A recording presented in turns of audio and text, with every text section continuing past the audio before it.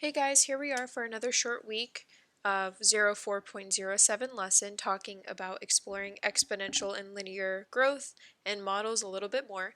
So it says in 1999, Catherine Ryan Hyde released the novel Pay It Forward. Warner Brothers turned it into a major motion picture in 2000.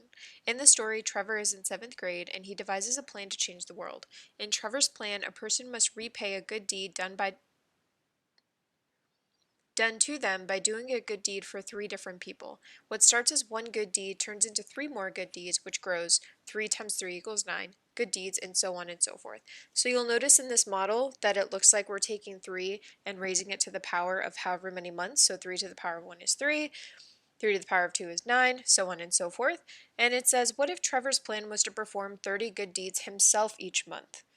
So if he's doing 30 good deeds in month 1, and then another 30 in month 2, and then another 30 in month 3, I don't think it would follow this kind of a model because you're doing the same amount of good deeds per month. It's not necessarily growing at a crazy rate.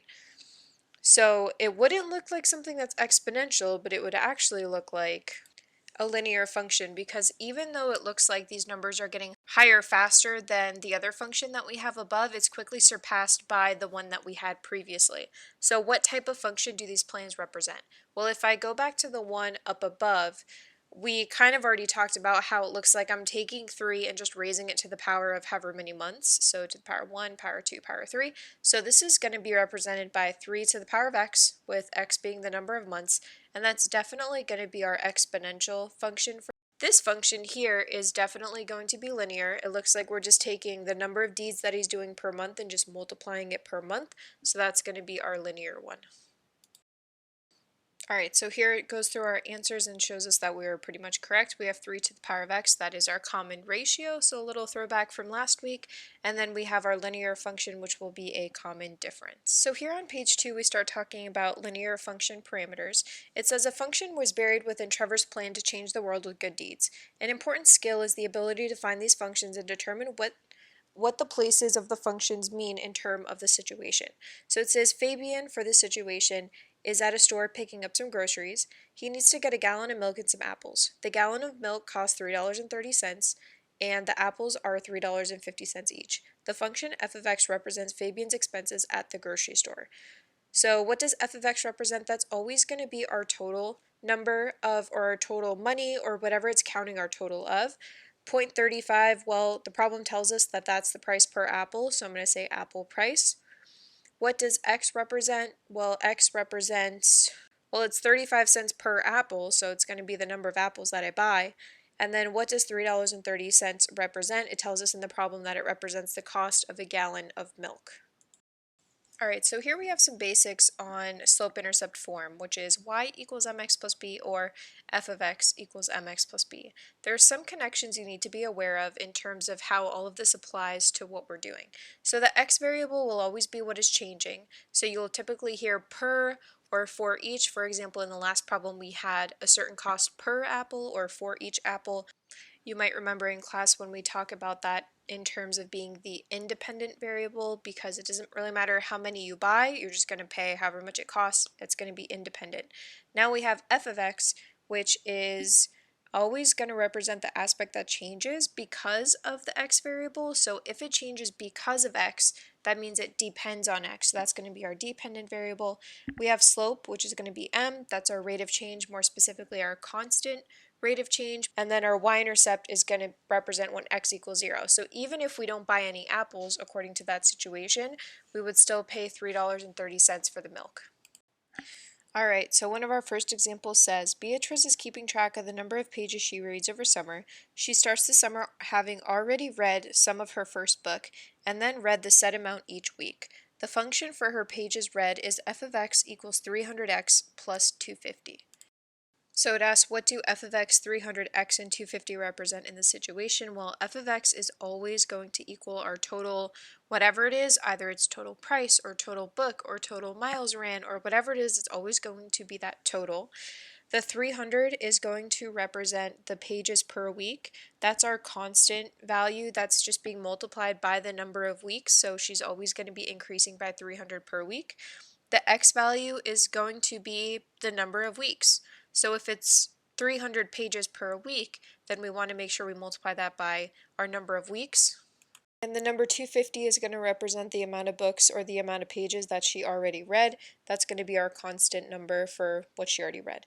At the bottom, it talks about exponential function parameters. So along the same lines, we can have the same kind of function where p is the starting amount, our principal, r is going to be that rate that we always want to change it to a decimal, and then our exponent of x is going to represent our time. For example number 2, James has been studying a type of mold that grows quickly. He created the following function to model the number of mold spores per week. I'm actually going to skip to where it says what does 200 represent. The first number is always your starting or your beginning amount. So this is going to be our beginning amount of mold or initial amount of mold.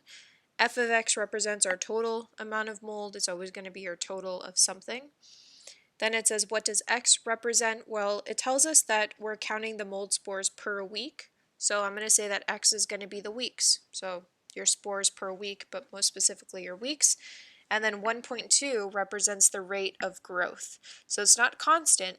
This is not a linear function. This is exponential, so our growth rate. The way we would figure it out is it's 1.20 where I know I'm adding 1, so 1 plus 0.20. If I change that back to a percent, that'll get me a 20% rate of growth. Alright, and lastly on this page we have example number 3, which says that we have Dracula and his friends able to convert a certain amount of people into vampires. The number of vampires is 4 times 2 to the power of t. Well, v of t at the left-hand side is always going to be our total. Our t is going to represent our time in years, or total years, time, years, whichever you want to label it. 4 is the number in front. The number in front is always going to be our starting amount or our beginning amount. So it seems like they start with just 4 vampires, so it's Dracula and 3 of his other friends. And then 2 is our base, so that's going to represent our rate of growth. I also know this because that number 2 is greater than 1, so that's going to indicate growth. And also, if I think about it in terms of the rate, I know it's going to be 1 plus 1 is going to get me 2, and 1 is going to translate back to 100%, so there's a 100% rate of growth. Alright, about halfway done on page 3, comparing parameters. Inspired by the idea of doing good deeds, Tallulah has decided to do good deeds around her community. She has devised 2 separate plans and needs to pick the best one. Plan 1 will have Tallulah doing good deeds for 4 people each month. Plan 2 has people who have good deeds done for them doing 2 good deeds the next month. So plan 1 represented by the equation of 4 times x. So it would be plugging in 4 for x, so 4 times 4, which is 16, and then 4 times 5, which is 20. Plan 2 is 2 to the power of x. So we would be taking 2 to the power of 4 to solve this one, and then 2 to the power of 5. 2 to the power of 4 is also 16 in this case, and then 2 to the power of 5 should get me 32. It looks like plan 1 is affecting more people than plan 2. What happens in the 4th and the 5th months? Well, I'm probably going to go with month 1 if I want to think short term, because it gets larger than plan 2, but only for a few months. And then in the long run, long term, it's going to be better to do plan 2. In the 4th month, they're actually both at 16, so they're going to be equal. But then by the 5th month, plan 2 definitely exceeds plan 1. And that's something that you always want to remember as well, is that an exponential function in the long term will always exceed or outgrow a linear function in the long run. So you always want to go with the exponential when you can. Alright, so using that same information, an exponential growth function will always exceed linear. We just talked about that. As the x values continue to get larger, the rate of change for exponential will continue to increase. Find the average rate of change for Tallulah's plans from 1st to 3rd month and then 3rd to 5th month. So what I'm doing now is I'm setting up the 2 different situations. I have 4 times x, so 4x on the left, and then 2 to the power of x on the right hand side. Average rate of change is what was talked about in like 4.03, I think. So I'm setting up, plugging in 1 and 3, so 4 times 1, 4 times 3, and then plugging in 3 and 5 because I have to find the average rate of change for both sets, and I'm doing the same thing for 2 to the power of x, so power of 1, power of 3, and then power of 3, power of 5. 4 times 1 is 4, 4 times 3 is 12, 12 minus 4 gives me 8, and then on the bottom I want to do 3 minus 1, which gives me 2. As I divide those, I get 4. Then I get 12 and 20. You guys can see that. 20 minus 12 is 8, divided by 5 minus 3, which gets me 2. What you'll notice here is that I do have a constant rate of change. It's increasing by 4 no matter what, which makes sense because this is a linear function. On the right-hand side, I have 2 to the power of x. So 2 to the power of 1 is 2, power of 3 is 8. That's going to be 8 minus 2 is 6, 3 minus 1 is 2 on the bottom. We get 3 when we divide. 2 to the power of 3 is 8, 2 to the power of 5 is 32. 32 minus 8 is 24, and then 5 minus 3 is 2. As I divide, I get 12. The average rate of change is 3 here and then 12 here. That's 4 times larger. So my average, it's not a constant rate of change. It is changing continually. That's what makes it an exponential function. So here's the math that actually shows that we did it the right way. You'll see that on your screen. We got constant rate of change for one, and we got times 4 larger on the other one. Now here we are, some example problems. Example number 1 says Theo plans to put $100 into a savings account. We have two different types of functions. Which account will have the highest value in 2 years? Which account will have the highest in 20 years? So what I'm going to do is on the left-hand side, I'm going to go ahead and write in for the linear function, the 5x plus 100. I'm going to plug in 2 for 2 years, and then I'm going to plug in 20 for 20 years, using that one function. And then on the right-hand side, I'm going to go ahead and do the exponential, where I'm going to plug in 2 years, and then I'm going to plug in 20 years, and we'll see what happens with the math.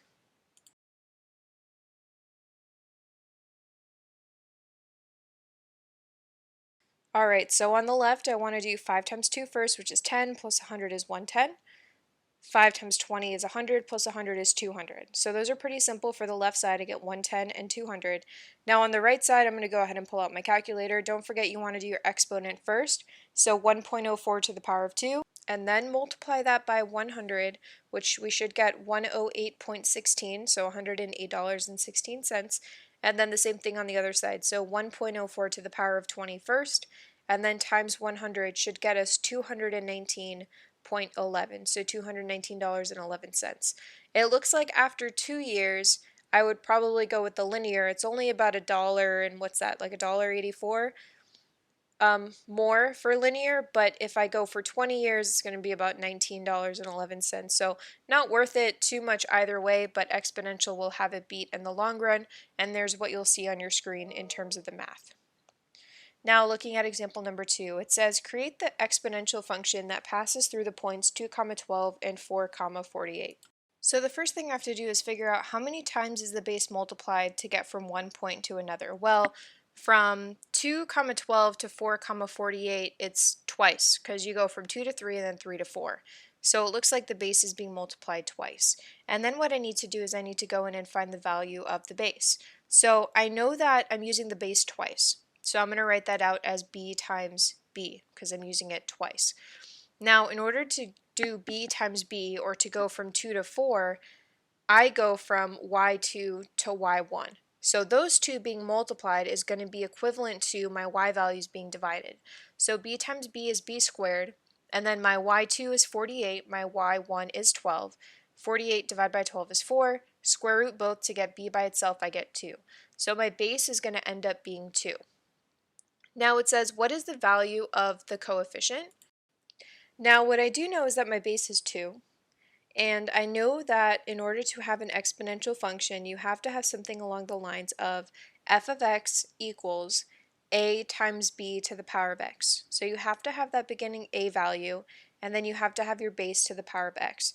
The coefficient is the a value that I'm looking for. So if I set this up with what I already know, I know that my base is 2. So I have f of x equals a times 2 to the power of x. In order to find that a value, I have to pick either the first point or the second point to use. I'm going to use the first point, doesn't matter. My f of x, or my output, is 12, while my input was 2, so I get 12 equals a times 2 to the power of 2, which is 12 equals a times 4, and then to get a by itself, divide both sides by 4, I get a equals 3. So my starting value is 3. My final exponential function is going to look like f of x equals 3 times 2 to the power of x. Alright, so for example number 3, I'm doing the same kind of thing. I'm going from 3, 46.305 and then 6, 53.604. So to go from 3 to 6, I need to do my base 3 times, because 6 minus 3 is 3. So I'm going to set this up as b times b times b, which is b cubed, is going to be equal to my two y's divided. So I'm going to take my 53.604 divided by 46.305. It's not going to give me a super exact number in the calculator, but it's going to work out, and you're going to see that in just a second.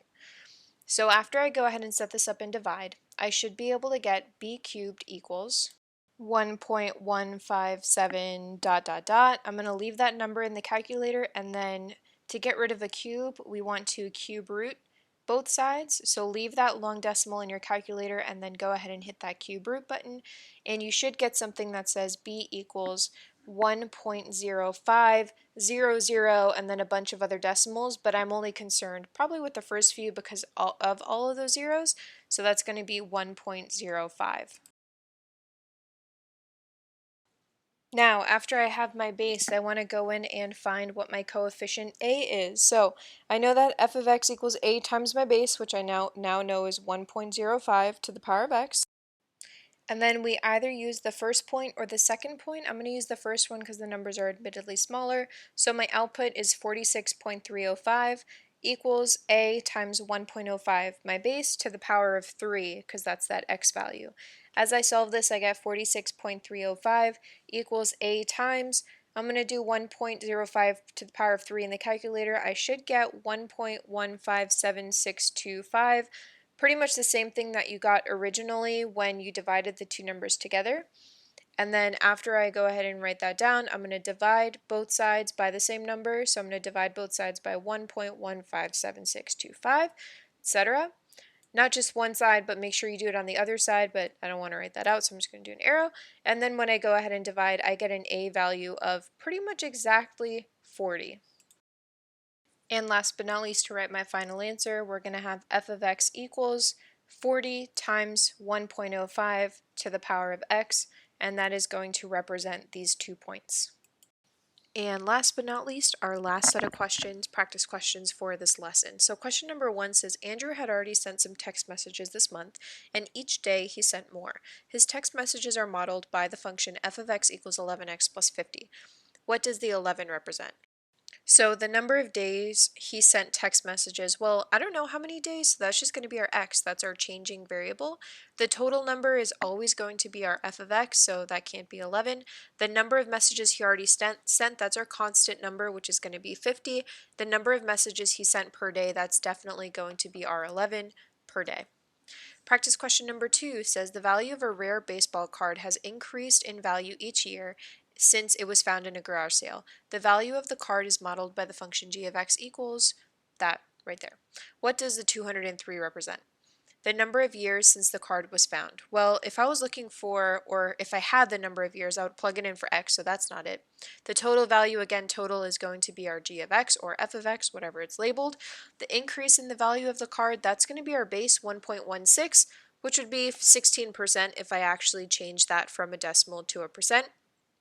The value of the card when it was found, yes, that is correct. The very first number that you see is our beginning or our initial amount, which would be $203, I'm assuming, for this baseball card.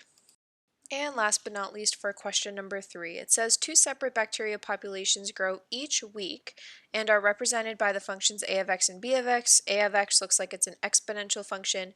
B of x is a linear function. It says which population will be larger in 5 weeks. So x is going to equal 5. So what I'm going to do is take my exponential function on the left side, plug in 5 for x, take the linear function on the right side. I'm going to do this one first because it's easier to do it in my head. So 4 times 5 is 20 plus 100 is 120.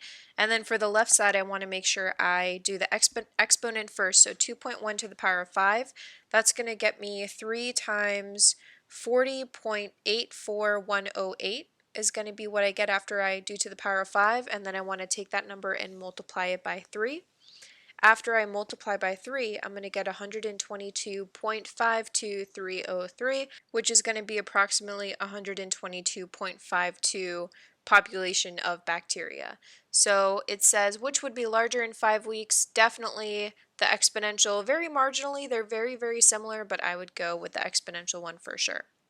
So that's about it for this lesson. That was the last page that we see here before you get to the review it. It talks about properties or parameters of linear functions, exponential functions, growth for exponential and linear functions, comparing the two, and as always, if you guys need anything, please let me know and enjoy your week.